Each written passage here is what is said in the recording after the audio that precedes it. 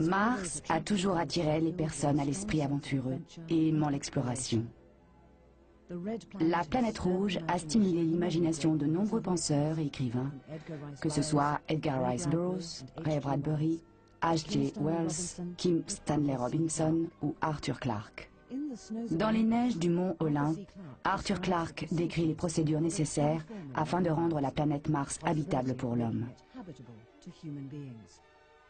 On a appris beaucoup de choses sur Mars au cours des 20 dernières années. Et pendant cette même période, David Percy s'est penché sur ce qu'il considère être des corrélations entre Mars et la Terre. Percy, qui est producteur de cinéma et de télévision, donne de nombreuses conférences et a été l'invité de nombreuses émissions de radio et de télévision. Depuis l'aube de l'humanité, l'homme a cherché à découvrir les secrets de l'univers. Ce soir, des scientifiques vont tenter de résoudre les mystères de surprenantes photos qui viennent de nous parvenir. C'est lui qui, en tant que directeur européen des opérations pour la mission Mars, a produit la vidéo des découvertes de cette mission, qui ont été présentées par Richard Hoagland au siège des Nations Unies à New York le 27 février 1992, sous le titre « La connexion terrestre ». David Percy est co-auteur de l'ouvrage 2 tiers, qui présente l'hypothèse qu'une forme de vie intelligente a conçu et élaboré une construction sur la planète Mars. En septembre 1996, le comté du Yorkshire, en Angleterre, lui a demandé de faire une conférence à l'université de Bradford.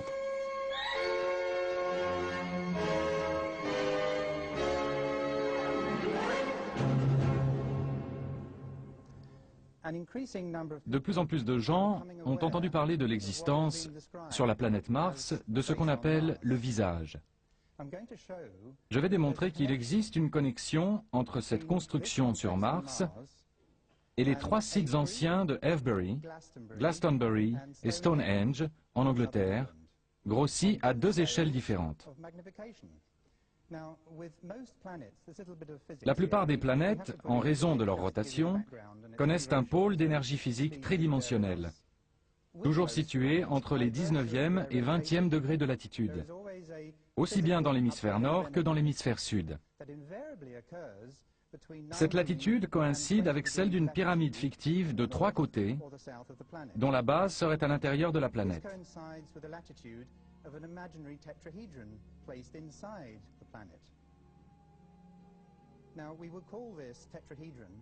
Nous appelons cela un tétraèdre circonscrit. Imaginez une sphère vide, avec au centre une pyramide touchant la sphère de l'intérieur.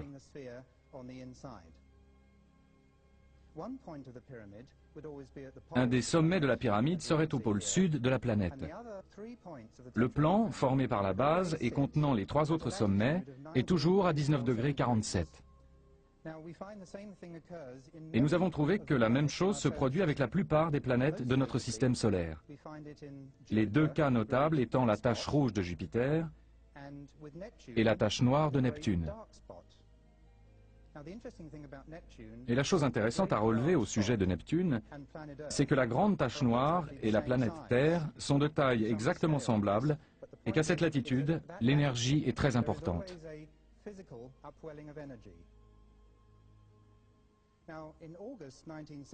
En août 1975, la NASA a envoyé la sonde orbitale Viking vers Mars. En juillet 1976, Viking a commencé à envoyer des clichés détaillés de la surface de la planète. Intéressons-nous maintenant à la région de la planète appelée Cydonia par la NASA. Il y a là abondance d'éléments vraiment insolites. Notez sa position par rapport au tétraèdre fictif. Elle est placée à 120 degrés du mont Olympe, l'endroit du pôle d'énergie sur Mars.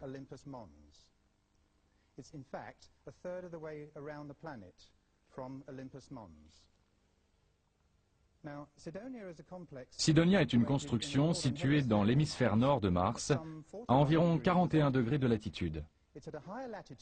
La latitude est donc plus élevée que 19,47 degrés, mais elle est en relation trigonométrique avec 19,47 degrés. Cela aurait pu être aussi 30 degrés 60 ou 40 degrés 80. Mais je voudrais souligner le fait qu'il est tout à fait impossible que des êtres conscients aient jamais pu évoluer sur Mars. Et ce, pour la bonne raison que la planète ne tourne pas à la bonne vitesse. Sa vitesse de rotation est trop lente. Mars n'a jamais été et ne pourra jamais devenir une planète bleue. Cependant, nous pensons que des êtres ont pu visiter Mars. Beaucoup de gens croient aux Martiens et pensent que des êtres peuvent vivre sur cette planète comme nous l'évoquons ici. La raison pour laquelle la vie évolue sur notre planète réside dans l'existence de la Lune, dans sa taille et le fait qu'elle tourne autour de la Terre. Mais la Terre tourne dans un sens et l'inclinaison de la planète se situe dans une position opposée à sa rotation. C'est ce phénomène qui crée une tension sur la planète et qui autorise la vie. Aucune autre planète dans notre système solaire ne présente une disposition similaire. Mars tourne trop lentement, n'a pas sa propre lune, et par conséquent n'a pu faire naître la vie, évoluant vers la vie consciente.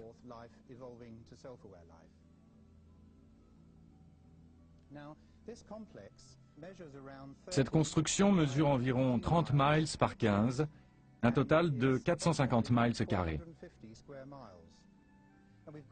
Incidemment, nous avons de bonnes raisons pour ne pas utiliser ici le système métrique.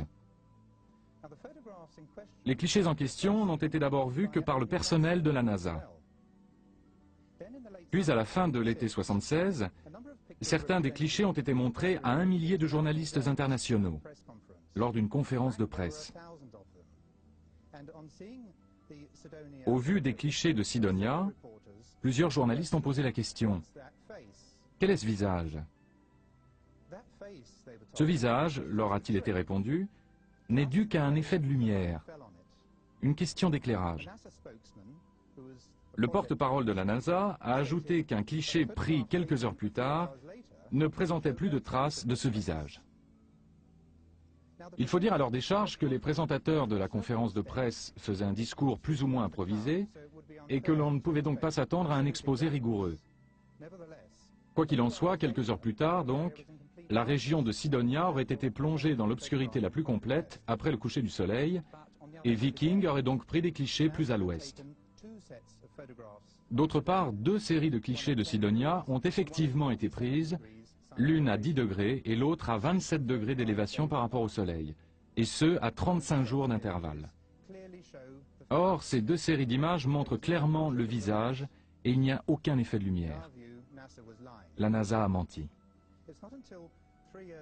3 ans plus tard seulement, en 1979, Vince DiPietro et Gregory Molenar, 2 spécialistes américains des images traitées par ordinateur, travaillant à la photothèque de l'American National Space Science Data Center, tombèrent non pas sur une, mais sur les 2 séries de clichés de Cydonia. Selon leurs propres mots, ils ont été stupéfaits par ce qu'ils ont vu. Pour en revenir à Mars, voici une mosaïque de quelques-uns des clichés de la NASA vus par DiPietro et Molenar dans les années 70. Mais sur cette illustration, les images ont été récemment retravaillées sur ordinateur aux États-Unis, puis à Londres.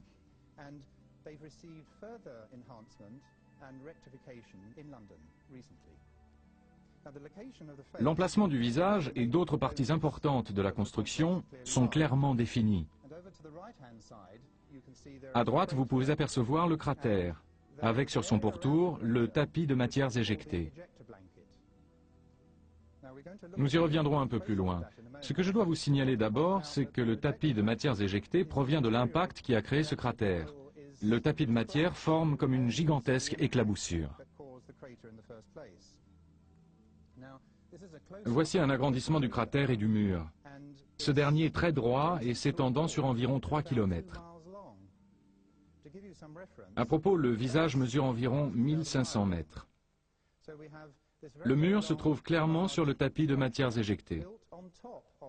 En d'autres termes, l'existence du mur est postérieure au dépôt du tapis de matières éjectées.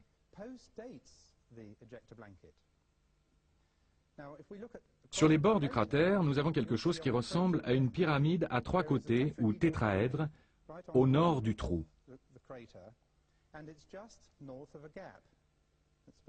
Il est très important de se rappeler ce point précis, et aussi, si vous les voyez, deux points blancs au centre du cratère, dont il faudra se souvenir tout à l'heure, car nous en verrons de similaires.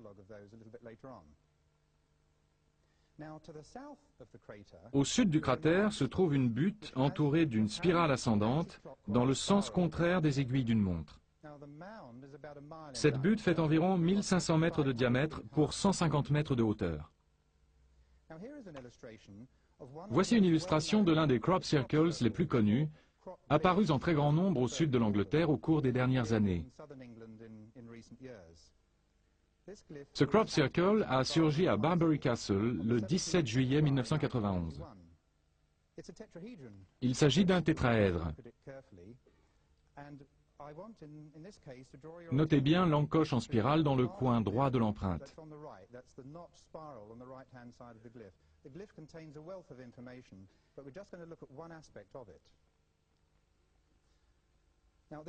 Voici un agrandissement de la spirale logarithmique du crop circle, le bord de la spirale avec ses encoches. Ceci a été réalisé par Errol Torrin. Il travaille au service des cartes de l'Agence américaine pour la défense. Il a réalisé cette illustration qui montre que la spirale avec l'encoche forme la base d'une spirale logarithmique. J'ai réalisé plus tard que l'on retrouve la spirale dans la butte de Mars. Et voici à la fois la butte et la spirale logarithmique. À l'ouest de cette butte se trouve un ensemble qui semble être des structures pyramidales dont l'une est abîmée de façon évidente. Ce groupe de structures est appelé la cité. Au sud de la cité se trouve une grande pyramide à 5 côtés.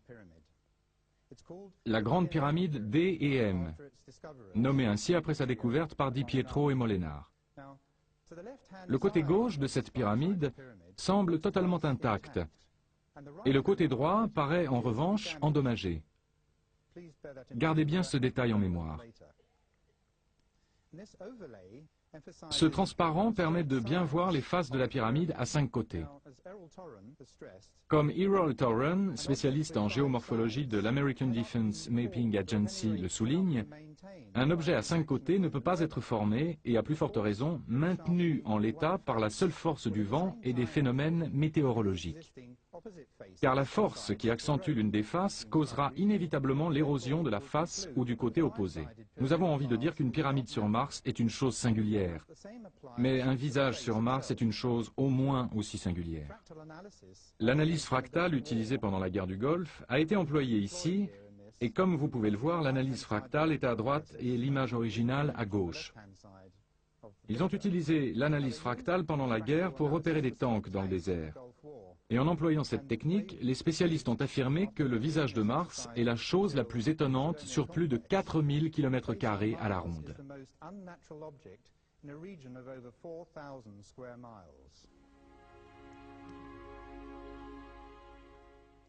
Revenons maintenant sur Terre. Voici un crop circle qui est apparu au pied de la colline de Silbury, dans le Wiltshire, en Angleterre, dans la nuit du 27 juillet 1991.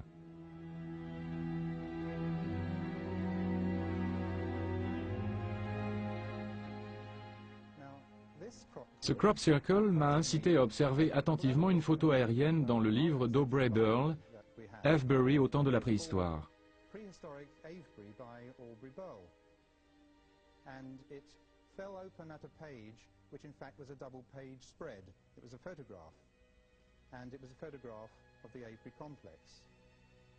C'est la photo en noir et blanc prise par Wester Photography il y a quelques années. Et c'est un cliché pris en regardant le sud. Et jusqu'à présent, on regardait l'image dans la direction opposée. On avait les constructions de Sidonia avec le nord en haut du cliché. On regarde maintenant dans la direction opposée. Ce cliché est extrêmement utile pour ce que j'avais en tête, parce que la colline de Silbury est également dans le cliché. Alors voilà la colline de Silbury dans le coin supérieur droit, et au premier plan, le cercle d'Avebury et son fossé. Et je suppose que j'ai eu quelque chose comme une réminiscence lointaine. Je ne peux pas l'expliquer autrement. Je me suis dit, voici ce qu'on verrait si on atterrissait sur Mars auprès des constructions.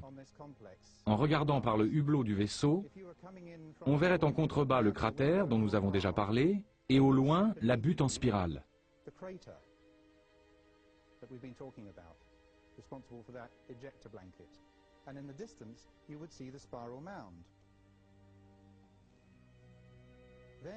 Il m'est alors apparu que le rempart de terrassement et le fossé d'Avebury pouvaient être une représentation du cratère, et la colline de Silbury, au loin, une représentation de la butte en spirale de Cydonia.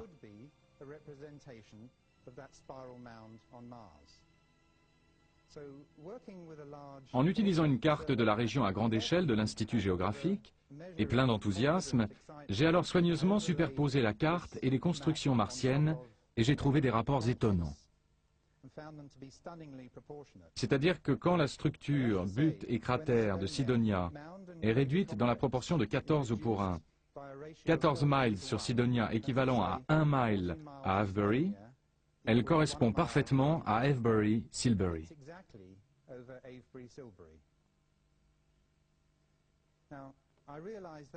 J'ai compris qu'en y ajoutant le crop circle de Silbury, ces trois éléments n'étaient qu'une seule et même représentation géographique et topographique.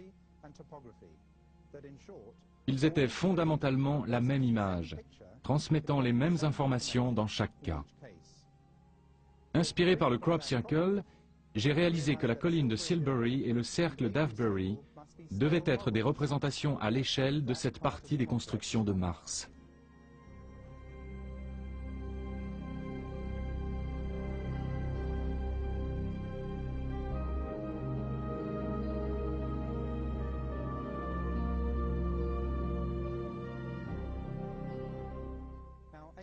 Le cercle mégalithique d'Avebury, quant à lui, est l'un des plus grands et des plus beaux qui soient, de 400 mètres de diamètre et d'une rare complexité.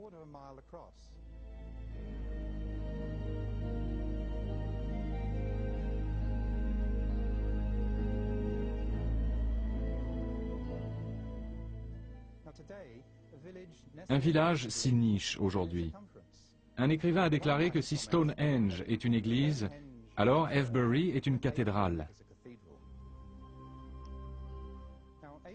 Avebury est constitué principalement d'un premier rempart de terrassement, puis d'un fossé intérieur d'où provient la terre du rempart. On trouve ensuite les alignements de pierres formant deux anneaux intérieurs. Environ 1,5 million de mètres cubes de matériaux ont été enlevés pour élaborer le cercle d'Avebury. Et on pense qu'il a été construit il y a 5000 ans.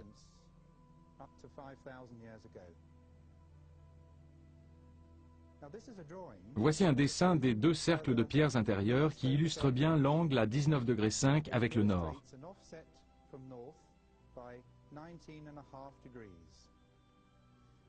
Mais regardez maintenant le centre de ces deux cercles de pierre. Ces deux cercles n'existent plus. Ils sont abîmés, mais des experts en ont fait une reconstitution. Les deux repères blancs que je vous ai montrés sur le cratère de Mars correspondent aux deux pierres qui marquent le centre des deux cercles de pierre d'Avebury. On commence à assembler les pièces du puzzle. Les gens qui ont vécu et travaillé sur Mars ont été dans l'obligation d'agir sur l'environnement. Ils avaient besoin d'une atmosphère, de rendre la planète habitable, au moins temporairement. Nous pensons qu'ils ont installé dans le cratère deux gigantesques éléments de technologie appelés disques tournants. Vous en entendrez parler au cours des prochaines années. Il est probable que la NASA fasse des expériences sur les disques tournants. Nous en parlons dans notre livre. Nous pensons que non seulement cette technologie fournit l'énergie des vaisseaux spatiaux, mais aussi peut injecter des gravitrons dans la planète. En agissant ainsi, on peut augmenter la masse apparente de la planète et lui permettre de tourner à la bonne vitesse et d'avoir ainsi une atmosphère. Je suis intimement convaincu que les deux cercles d'Avebury sont là pour immortaliser l'emplacement des disques tournants sur Mars.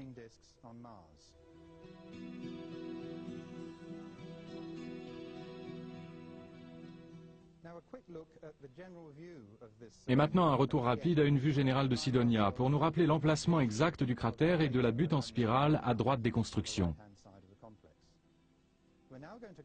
Nous allons maintenant comparer la butte en spirale de Mars avec la colline de Silbury en Angleterre. Il est important de souligner que la colline de Silbury n'est pas une sépulture, comme il a été dit, et que la signification de la structure Silbury-Avebury reste encore maintenant un mystère absolu. Environ 3 millions de mètres cubes de matériaux auraient été remués, ce qui aurait nécessité, selon les experts, le travail de 700 personnes pendant 10 ans.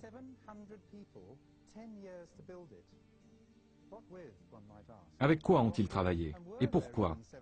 Y avait-il vraiment 700 personnes vivant ici à l'époque? C'est une prouesse étonnante, équivalente à l'arrivée du premier homme sur la Lune. Ça devait être d'une importance considérable pour eux.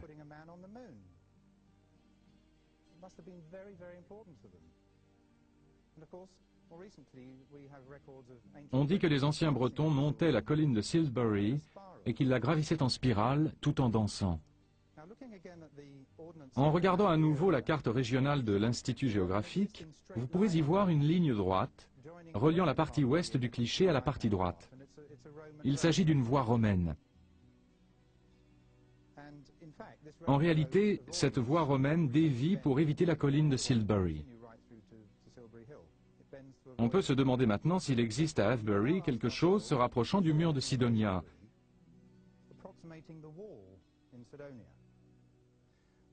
Eh bien, nous avons tracé une ligne partant du centre de la colline de Silbury jusqu'au centre d'Avebury Manor. Voici Avebury Manor. En traçant cette ligne, nous avons découvert que nous avions reproduit l'angle droit, qui est en fait un angle à 89 degrés à la jonction de la droite qui relie le sommet de la pyramide à 5 côtés, comme nous pouvons le voir à gauche du cliché, et de la droite qui va vers le nord jusqu'au centre du mur.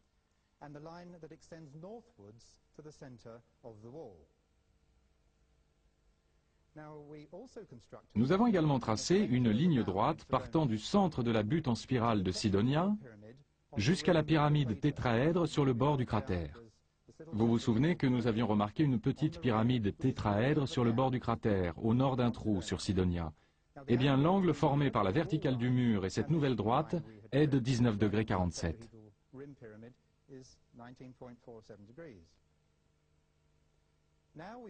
Et nous voici de nouveau au pays des merveilles.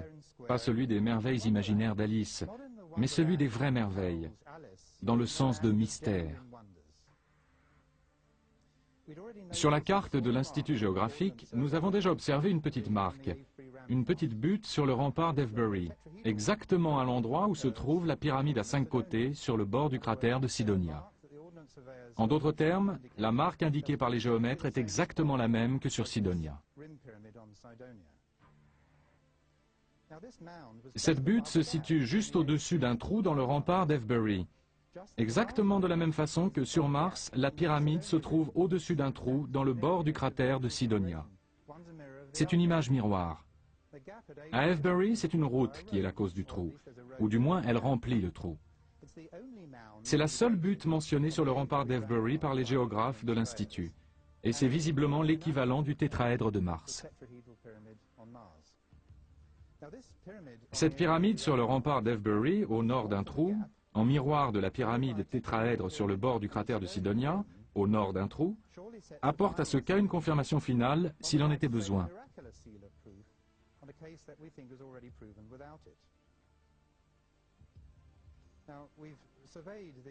David Myers et moi-même avons fait une étude topographique de la pyramide d'Avebury en décembre 1991. Le tumulus est bien sûr un tétraèdre, mais de structure irrégulière, avec 2 longs côtés et un court, si bien qu'il peut presque donner l'image d'un losange dans une direction. On retrouve ces mêmes aspects dans la pyramide du bord du cratère de Sidonia et dans le mont Thor de Glastonbury.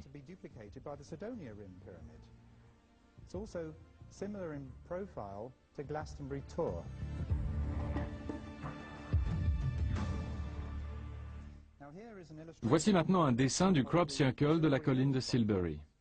Nous retrouvons ici notre angle de 19 degrés 47. J'ajouterai seulement que les structures et les crop circles que nous étudions peuvent générer facilement d'autres angles de 19 degrés 47. Ce crop circle, toutefois, contient une mine d'informations dont, par exemple, les rapports de masse entre Mars et la Terre. Mais y a-t-il à Avebury quelque chose de plus précis pour indiquer le mur?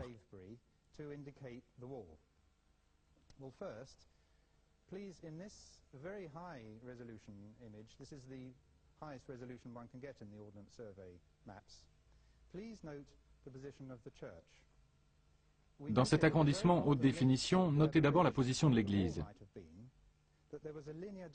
Nous avons remarqué sur une photo aérienne, à l'extrême limite nord de l'endroit où aurait pu se trouver la crête du mur, il existait une ligne de dépression à champ ouvert au nord d'Avebury Manor.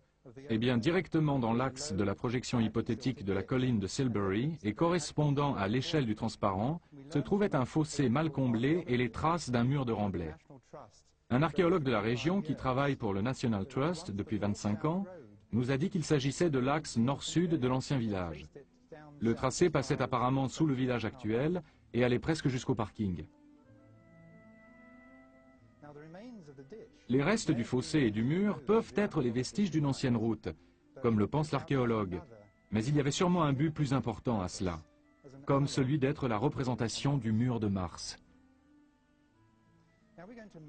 Revenons maintenant à la pyramide à 5 côtés et à sa correspondance éventuelle. La ligne de base du triangle que nous avons placé sur la carte de l'Institut géographique partait, vous vous en souvenez, du sommet de la pyramide à 5 côtés de la colline de Silbury. C'était la voie romaine. En faisant demi-tour et en regardant dans la direction opposée, on s'aperçoit que cette ligne droite reliant la colline de Silbury au sommet de la pyramide monte en pente douce jusqu'à un tumulus caractéristique, une butte de terre entourée d'un bosquet d'arbres, le seul accident de terrain sur au moins 1600 mètres à la ronde. Il se voit comme le nez au milieu de la figure. C'est un endroit magnifique.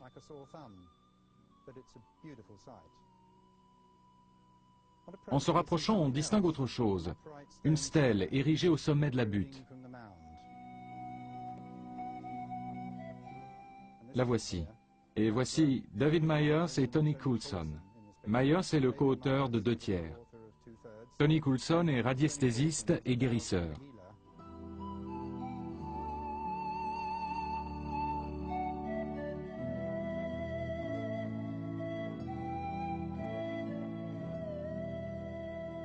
Il faisait de la radiesthésie sur Terre pour des éléments qui sont sur Mars. Il faisait de la radiesthésie à distance, si vous voulez.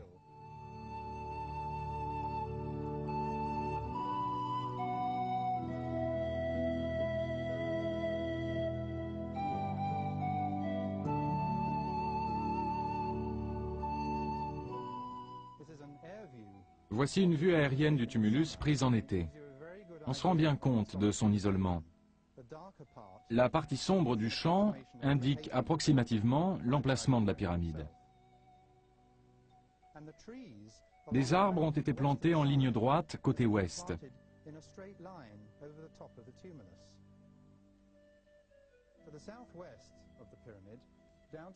Il y a un angle au sud-ouest de la pyramide, mais si on regarde légèrement au-dessus, on distingue quelque chose qu'on peut appeler un contrefort. Nous avons découvert que la stèle que nous regardions correspond à ce point. Et c'est là que Tony Coulson nous a été d'une grande utilité. Il a senti que cette stèle indiquait une entrée de la pyramide à 5 côtés. En d'autres termes, si comme nous le pensons, ce n'est pas un élément naturel, alors il y a toutes les raisons de penser, en faisant un parallèle avec la grande pyramide, que ce n'est pas une structure solide et qu'il pourrait y avoir une entrée. Il ne savait pas que nous pensions que la pyramide à 5 côtés était impliquée.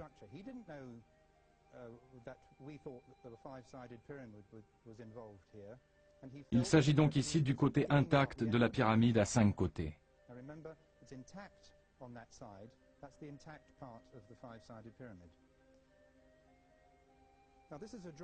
Voici un dessin avec, au bas de l'image, la pyramide à 5 côtés et la cité au nord-ouest. On peut remarquer les structures qui composent ce que nous pensons être le centre de la cité. Il y a un ensemble de 4 structures, et on voit très bien la relation avec la pyramide à 5 côtés.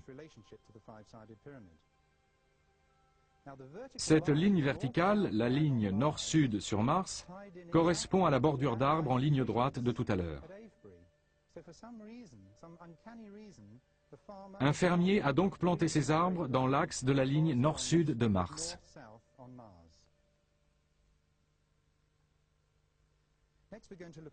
Voyons maintenant la cité. La route principale monte jusqu'à ce qui semble être une analogie topographique de la cité. Elle se trouve au nord-ouest de l'image.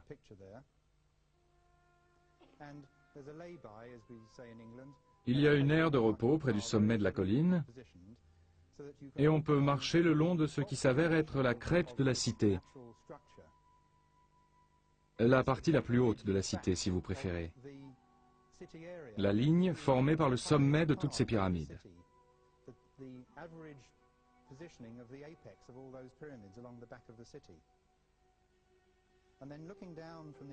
Et quand on regarde d'en haut, on aperçoit une sorte d'amphithéâtre géant, quelque chose qui semble avoir été sculpté à même le terrain par une forme de vie intelligente, dans un passé lointain et obscur. Les collines correspondent exactement aux pyramides de la cité, et le champ au centre correspond au centre de la cité. L'emplacement d'un canon de la Seconde Guerre mondiale s'ajuste à l'une des pyramides de Sidonia, qui s'aligne directement du centre de la ville jusqu'au sommet de la pyramide à 5 côtés. Le centre de la cité est également indiqué. En effet, à proximité de la lisière nord du champ, 2 terrains en forme d'ovale très allongés n'ont ni été labourés, ni cultivés. Le fermier les a sacrifiés et n'y a rien semé. Ces 2 terrains en losange sont à l'endroit précis des 2 structures qui constituent la moitié nord du centre de la cité. Et à l'arrière, on a les contreforts.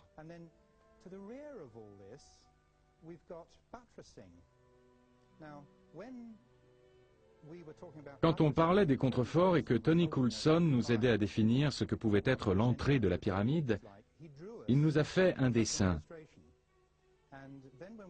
Et après, quand on a vu les contreforts, on a été estomaqué, car on sentait que c'était ce qu'on aurait trouvé sur Mars. C'est étrange, comme si on se retrouvait sur un plateau de cinéma d'Hollywood. On voit le devant, le derrière, on sait qu'il y a l'ossature et les étais, qui montrent que tout ça est artificiel. C'est incroyable et très impressionnant. À côté du site se trouve le fameux cheval blanc.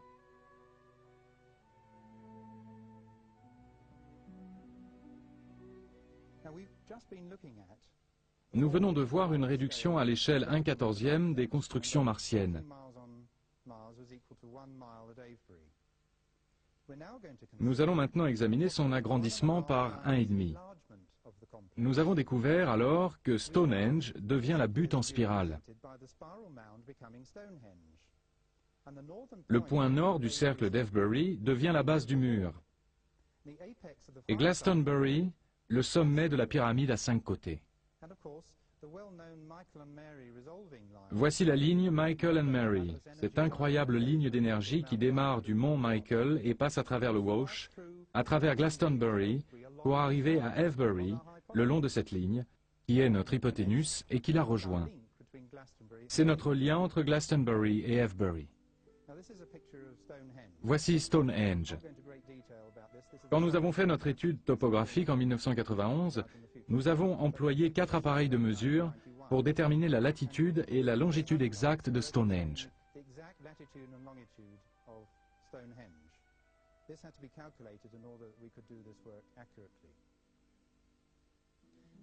Grossi 1,5 fois, le cratère devient énorme. Il fait plus de 4 miles de diamètre et semble découler de Marlborough Downs, une vallée en forme de bol. Un chemin appelé le Ridgeway décrit un arc de cercle à l'ouest de la vallée. La route qui part d'Avebury suit la crête et le mur.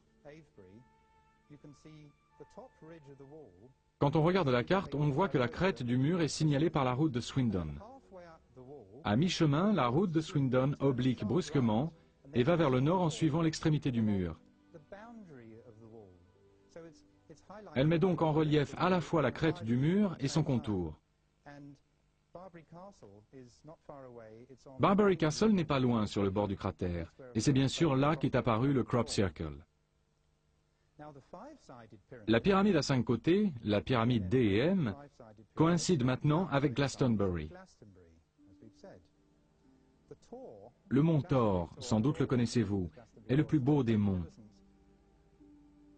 On dirait qu'on l'a sculpté.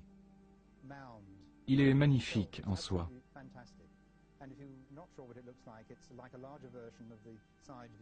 Le mont Thor correspond au sommet de la pyramide à 5 côtés de Sidonia.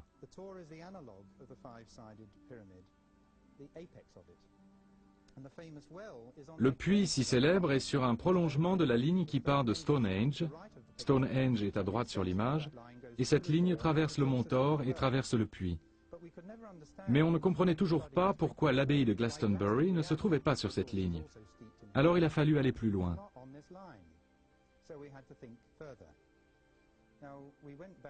Nous sommes revenus au dessin de la pyramide à 5 côtés de Mars, et nous avons trouvé qu'il représentait à la fois les géométries à 5 et à 6 côtés.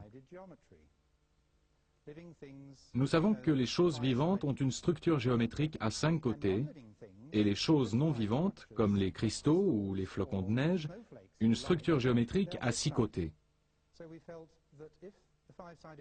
Si la pyramide à 5 côtés englobe à la fois les géométries 5 et 6, alors si on les superpose, on peut trouver un dessin sous-jacent. En combinant les symétries 5 et 6, on explicite l'emplacement de l'abbaye de Glastonbury.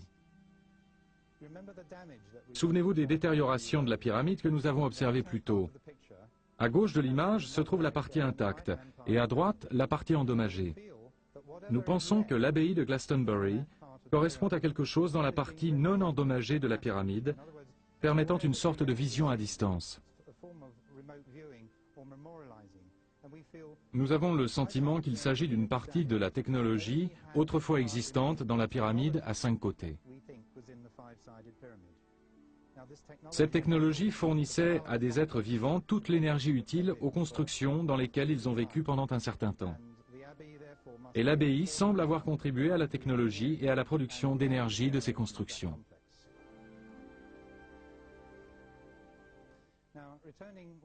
Retournons à Avebury. Voici maintenant l'église Saint James que nous allons examiner. De l'intérieur, elle semble être construite de travers. Les anciens fonts baptismaux situés sous la flèche ouest et les allées ne sont pas dans l'alignement, sauf quand on se met à la tangente des fonts baptismaux. Il semble qu'à Avebury, tout soit fait pour nous remettre en mémoire l'importance des tangentes. Il est intéressant de remarquer que les 4 routes à Avebury forment toutes des tangentes avec les éléments du paysage les plus significatifs. Que l'on regarde Mars ou Avebury, les routes d'Avebury suivent la tangente du cratère, en haut à droite de l'image, suivent la tangente de la colline de Silbury et la tangente de la cité.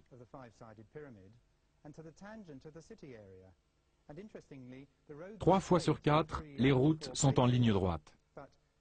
Si vous connaissez la région, vous savez que la route grimpe jusqu'à l'équivalent de la cité, et cette route n'est pas droite sur la carte.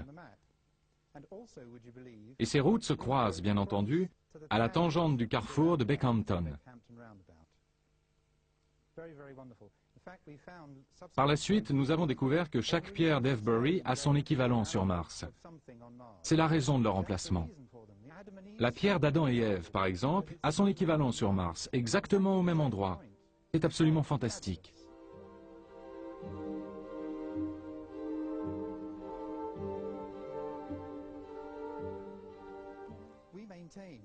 Nous soutenons donc qu'un nombre incroyable de crop circles ne peut que renforcer la très grande importance de cette région. Oui, tout cela est codé. Oui, il y a une clé. Ces informations codées sont au-delà de nos rêves les plus fous. Nous avons déjà déchiffré une grande partie des données, des informations et des technologies contenues dans les crop circles. En conclusion, nous pouvons dire qu'il existe des liens indiscutables et très solides entre les 2 planètes et que par conséquent, il y a eu communication physique et ou mentale entre Mars et la Terre.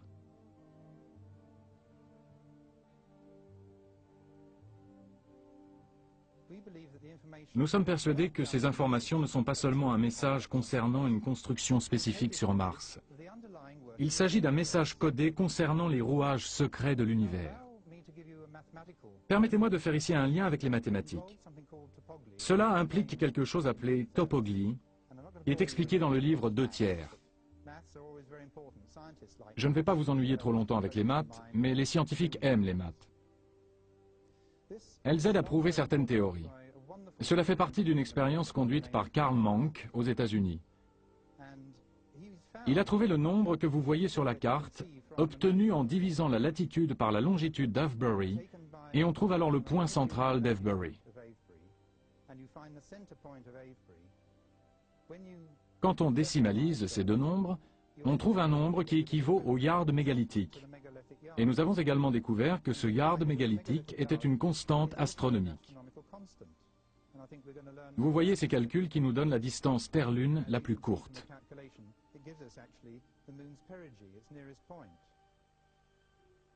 La topoglie existe sur Mars. Voici le visage sur Mars et 6.8902837006 est sa longitude sur Mars. Ce qui veut dire que l'emplacement du visage a été calculé. Et en multipliant le double tétraèdre par pi, on obtient 41 degrés 11 minutes 10.030 secondes. L'emplacement du visage sur Mars et sa topoglie utilisent la même technique, comme en témoignent les positions centrales d'Avebury ou de Stonehenge, ou encore de la Grande Pyramide.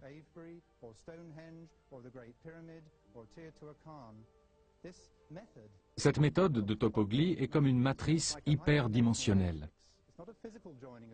L'emplacement du visage sur Mars n'est certainement pas dû au hasard, comme voudrait nous le faire croire la NASA.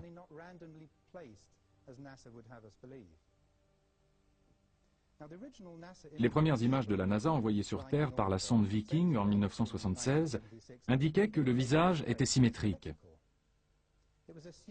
Les gens qui étudiaient ces photos supposaient que le côté du visage dans l'ombre était identique à celui qui était éclairé.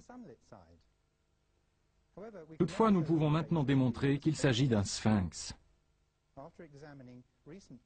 À la lumière de clichés récemment retravaillés par ordinateur, en utilisant la méthode d'équalisation des contrastes, le docteur Marc Carlotto, qui a dirigé ces travaux, a permis de mettre au jour la partie dans l'ombre afin de l'harmoniser avec la partie éclairée. Si nous regardons attentivement la sculpture à deux côtés de Mars, le côté droit, c'est-à-dire le côté droit quand on se place du point de vue du visage, on voit très bien la moitié primate. Elle pourrait représenter un être humain des premiers temps de la Terre.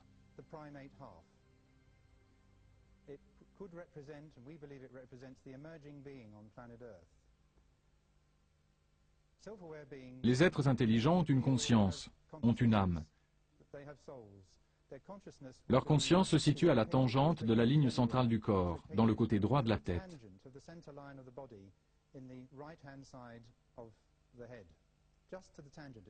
Cela expliquerait pourquoi le côté hominidé est dans la partie droite et le côté léonin dans la partie gauche de la sculpture. Voici le côté gauche.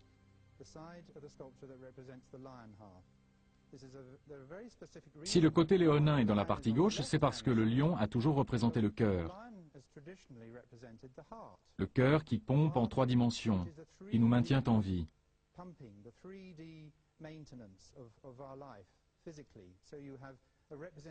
On a donc un symbole de l'âme de l'être conscient et un symbole de la réalité de l'être. Le physique et l'hyperdimensionnel rassemblés dans une sculpture moitié homme, moitié lion.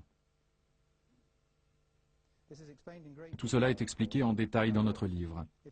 C'est un concept extraordinaire et je pense que des êtres ont travaillé longuement à l'élaboration de ce visage, que ce soit pour leur bénéfice ou pour le nôtre.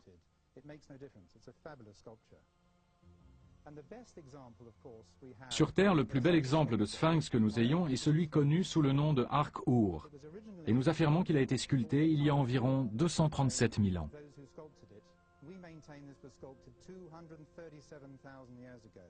Les lecteurs de notre livre, 2/3, en comprendront les raisons. Ce qui nous importe ici, c'est que le sphinx est à moitié homme, à moitié lion, et qu'il est situé à proximité de pyramides. Nous avons donc un sphinx et des pyramides sur Mars, et un sphinx et des pyramides sur le plateau de Gizeh. Mission directors go. And liftoff of the Titan III rocket with the Mars Observer and America's return to the Red Planet.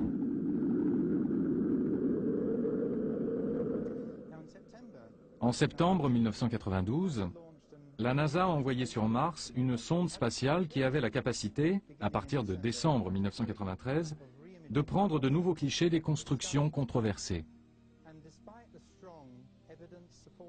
Mais la NASA se refuse absolument à photographier à nouveau la région des constructions, malgré les preuves évidentes étayant l'hypothèse d'une vie intelligente qui lui ont été constamment exposées. Selon la NASA, les clichés de cette région, si par hasard ils étaient pris, seraient mis à la disposition du public environ 6 mois après leur réception terrienne. Mais au moment même où le vaisseau se mettait en orbite autour de la planète rouge, le 21 août 1993, Mars Observer tombait en panne.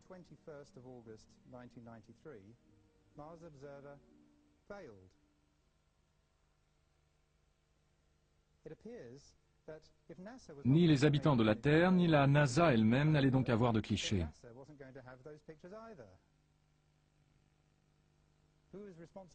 Qui est responsable de la panne de Mars Observer? Depuis la publication du livre 2/3, le 21 août 1993, la NASA semble être revenue à de meilleurs sentiments. Si vous surfez sur le web, vous verrez une grande éclaboussure sur la page de la NASA. C'est le visage sur Mars.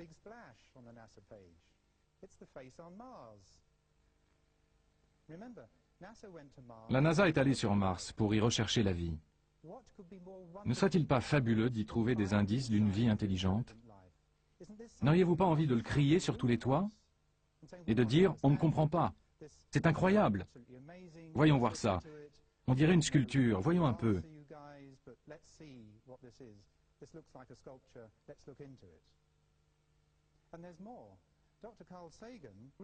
Il faut ajouter que le docteur Carl Sagan a admis que l'argument fallacieux concernant l'éclairage du visage était une déclaration erronée et malheureuse du directeur de projet. D'après une déclaration récente des dirigeants de la NASA, nous savons tous qu'ils pensent avoir trouvé la preuve d'une vie sur Mars dans un morceau de météorite de l'Antarctique contenant des fragments de fossiles d'organismes primitifs. Rien de très impressionnant pour l'instant, et ces preuves ne sont pas corroborées. Mais au moins il se passe quelque chose. Il semble qu'une décision ait été prise à très haut niveau pour faire admettre l'idée que la vie existe probablement ailleurs et tout spécialement sur Mars.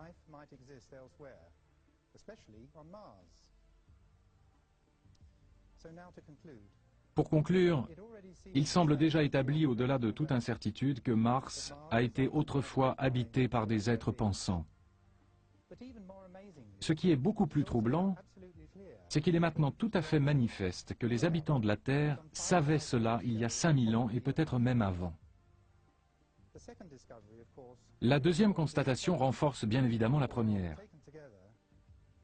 Ou plutôt, ces deux séries de données forment un tout inébranlable.